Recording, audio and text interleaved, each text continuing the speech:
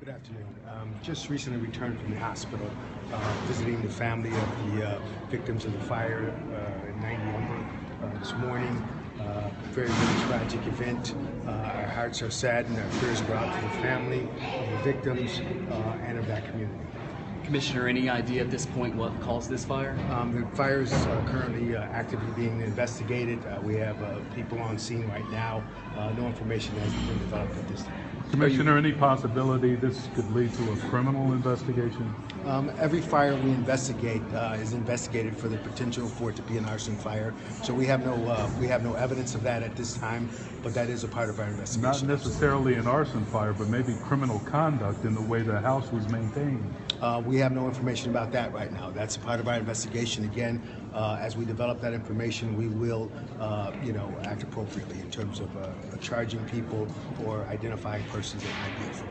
Do you have any early indication as far as the electrical in the house? We do not. Again, this is an active investigation. The house is greatly compromised, very unstable, unsafe at this time. So we're going to methodically go through that and try to develop that information. Do you have a timeline on how long? Again, this is all a part of the investigation. I'm not sure if there were operational smoke detectors at this time.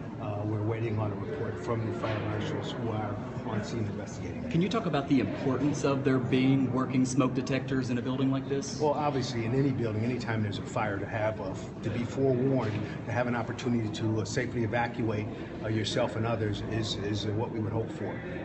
In this instance, we're not sure of what the circumstances were. There are times when even having operational smoke detectors, depending on the circumstances, that might not allow you to effectively evacuate. So we're not sure, again, in this particular instance, whether they were in place or not, but we certainly encourage all of the members of this, all the residents of this community to make sure that they have operational smoke detectors. They do work, they do save lives. Can you give any update on the condition of the children at this time? Yes, the children, the 9-year-old was severely burned, 90% burns over her body. She's going to be at some point transported to the Schneider Hospital in Cincinnati for further care. The 2-year-old was treated for smoke inhalation, and the 1-year-old was in good shape with the mother. Did one of your firefighters carry one of the children out of the house when the father went back in to try to rescue the child that was still inside? That is correct. Our firefighters, the firefighters from Ladder 7, were able to find the 2-year-old in proximity to the father, actually, who went back in searching for him, as you said. They were able to bring that child out. All fires like this are just absolutely awful, but when you think of a father going back inside a burning house and almost making it to his child and not surviving, the toll of something like that on the family, the neighbors. Anytime we lose a person in a fire, anytime we lose life, it's very devastating to not just to the family, but to the community and to the first responders who are there to save them. So this is being borne very heavily by everybody involved.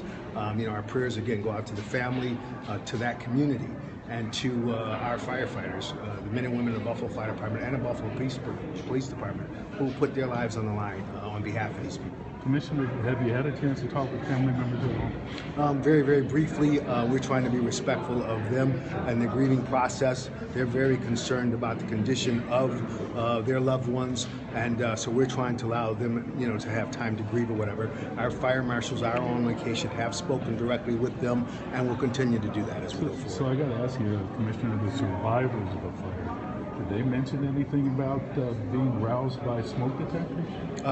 No, that's again part of the investigation. I'm not able to comment on that right now. That's a part of the interviewing process. Our fire marshals are gathering that information, and we'll put it all together to try to ascertain whether in fact smoke detectors were operational. A couple of firefighters were reportedly injured. Can you give us an update on we their had status? 2 firefighters with minor burns. They were transported to ECMC and released minor burns, and we're very, very thankful that the men and women of the Buffalo Fire Department didn't have any traumatic injuries this morning. Have fire marshals talked yet to the building's owner, and do you have any indication if this building was up to code or if there were previous problems? That's all a part of our investigation. Again, right now we're trying to gather evidence from inside that building to make sure that we can render it safe for the rest of the community. So our focus right now is to gather, whatever information we can from the scene. That is all part of the investigation. We will be reaching out to the owner of the property. The demolition of the building, one of the electrical, or I believe the gas company showed up with a small piece of equipment, was digging up to get to the gas meter. Then a larger, big backhoe showed up, and they had to delay that type of work. Can you tell us what's going on with the demolition and how that factors into the investigation? Because of the structure having been so compromised in the fire, that backhoe is going to help us to take the building apart piece by piece. Again, trying to develop information as to the cause and origin of the fire. So in order for our investigators to operate safely there, we need that equipment there to make sure that they remove anything that might be unstable and cause harm to our investigators. One more question. One more. So that's not necessarily a demolition. That's just basically helping you to sift through the evidence. No, we have not ordered a demolition as of yet. We will not do that until we have sufficiently ascertained, tried to ascertain the cause and origin of the fire. Until our investigators are through with the scene, at that time we will order it. Is that going to take a long time? There's no time frame for that. We're going to give it our due diligence. Thanks, everybody. Thanks, Commissioner. Thank you. Thanks, Commissioner.